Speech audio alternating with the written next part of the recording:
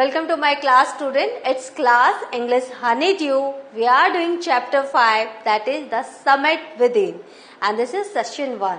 See, this is the story of a mountaineer, Mr. Ahluwalia. And the title is the summit within. So, what does he mean by the title? We will come to know about this. How much philosophical he can be. His thoughts are so inspiring.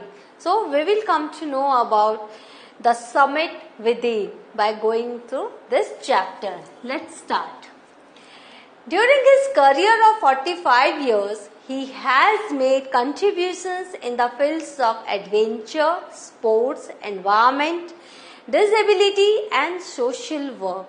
Following his advanced training at the Himalayan Mountaineering Institute, Darjeeling, he climbed extensively in Sikkim, Nepal, and later he climbed Mount Everest on 29th May 1965.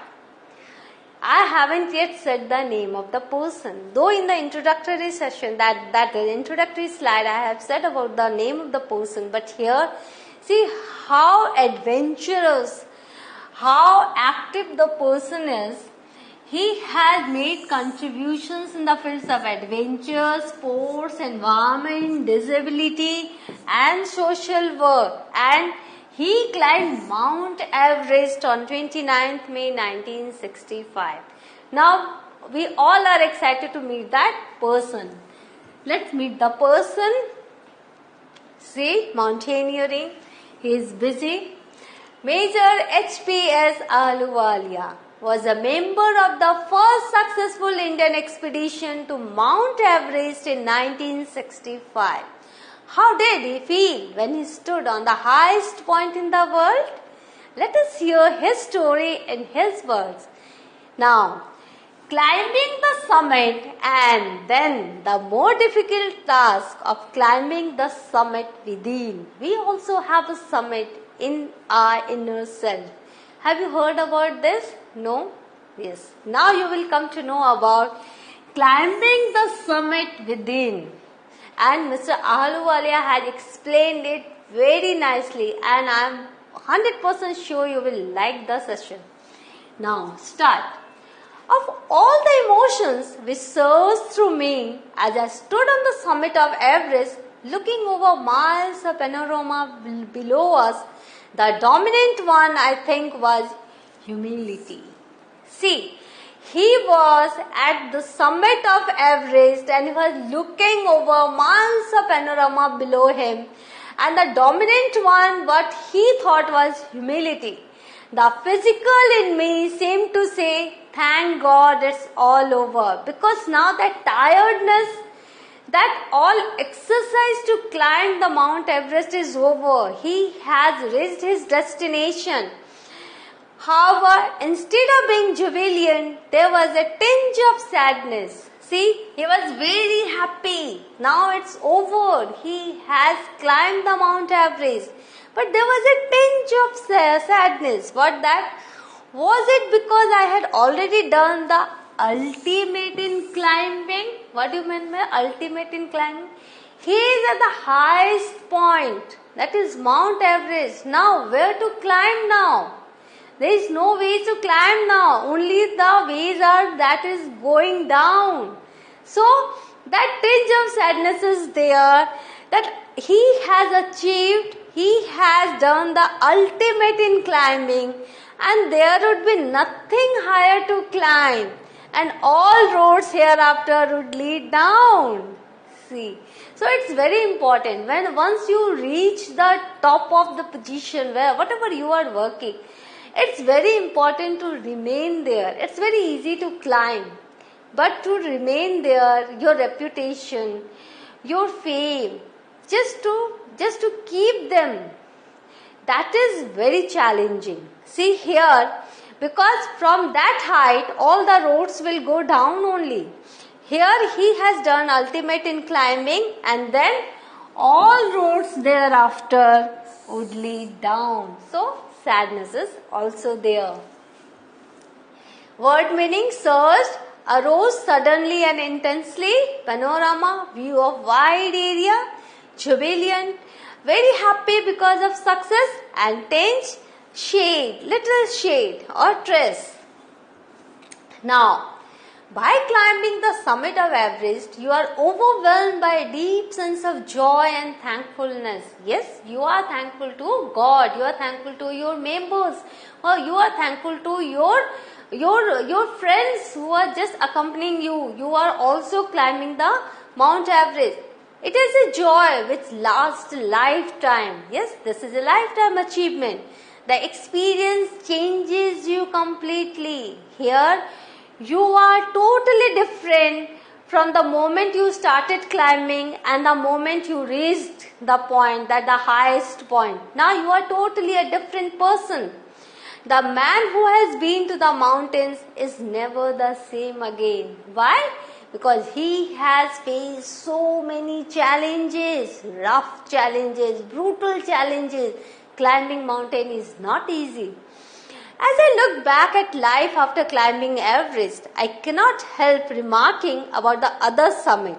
That is, the summit of mind, no less formidable and no easier to climb.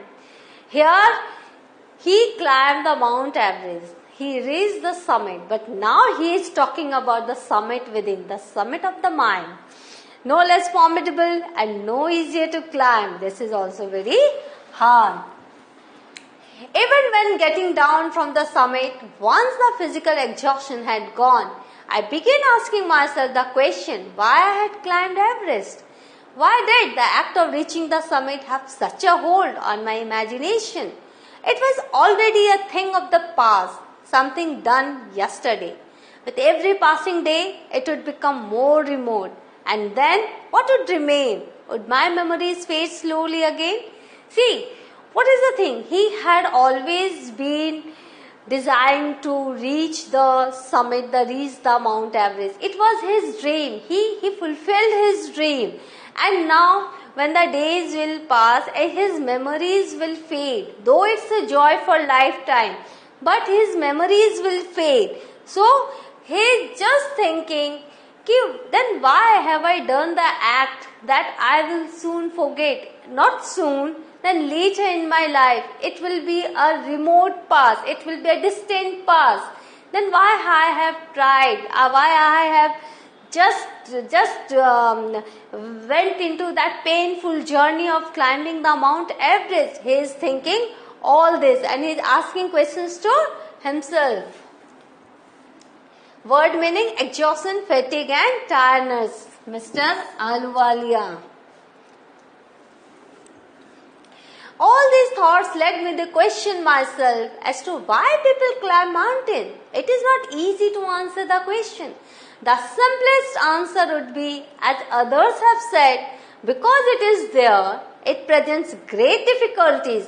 Man takes delight in overcoming obstacles. Yes, man takes delight in overcoming obstacles.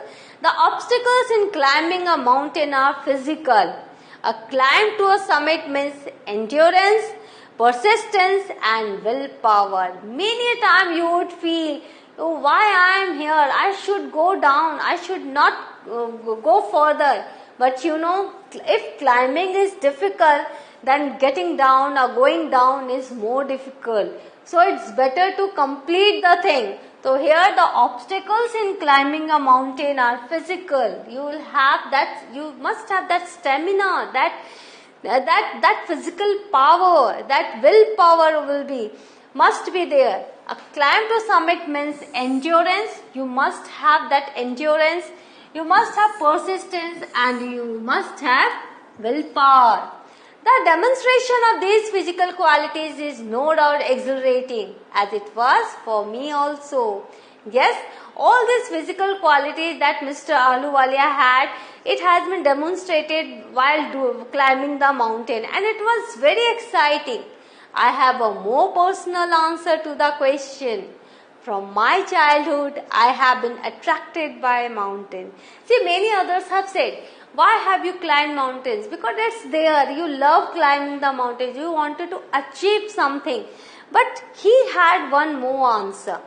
From my childhood, I have been attracted by mountains. I had been miserable, lost when away from mountains. In the plains, mountains are nature at its best. Their beauty and majesty pose a great challenge, and like many, I believe that mountains are a means of communion with God.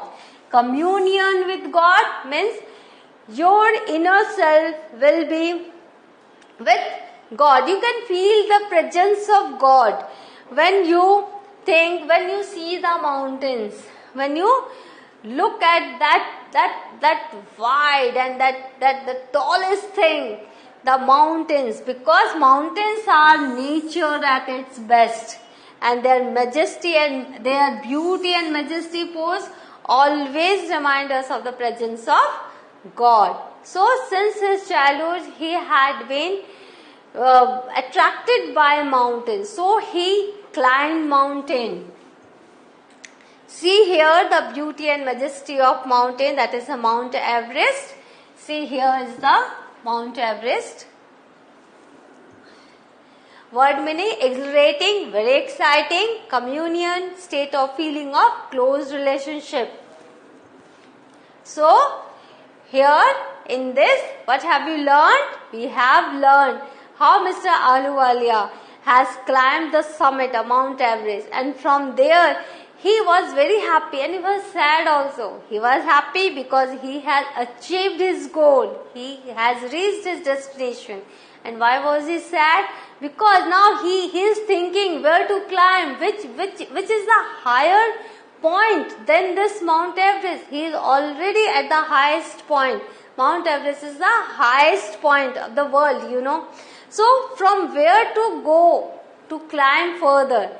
Because all the roads will go down now. So this is the thing, this feeling Mr. Ahluwalia is expressing by himself, and then he has talked about the summit of mind, the summit of inner self, the summit within. In the next class we will know about the summit within. What are the physical difficulties he has faced by climbing the mountain, and what the difficulties we will face if we try to climb the summit of mind. The next session we will meet again. Thank you. Have a good time.